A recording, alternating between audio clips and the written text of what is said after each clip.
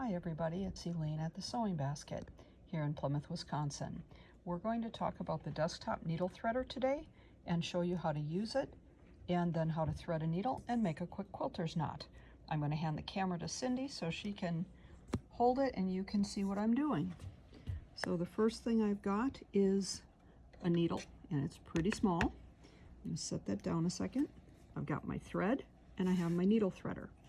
When I go to thread my needle, you always thread the piece that comes off the end that comes off the spool. Most people will unwind, cut here, and thread this end. That's against the grain of the thread. So whenever you stitch, you'll have your thread twisting and spinning. You wonder why that happens sometimes. It's because you're cutting here. What you want to do is thread the end that comes off the spool, tie the knot at this end.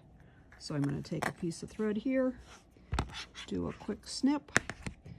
This is the end I want to thread. Here's my needle. Here's our fancy needle threader. The eye of the needle goes down into the hole. I just take my piece of thread, lay it in this little trough, push it down, but don't hold it. And then gently push the button. Gently push the button, and it works 99% of the time. Gently push the button and lift it out slowly. I pulled it out too quickly the first time. It puts a little loop through the eye of the needle and you're ready to go. And then I want to tie a quilter's knot at this end. I take my thread, I lay it on my fingertip, hold it with my thumb. I'm right-handed. My thread is in my left hand and I'm winding here with my right. I go around, so I've got two threads laying there.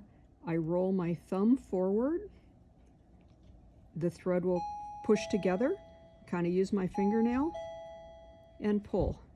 And there's my quilter's knot. Usually it'll be a little closer to the end. I can trim that tail off if need be. And then I'm ready to stitch. And the thread isn't going to spin because it is running with the grain of the thread the way it came off the spool. Hope that was helpful. Thank you.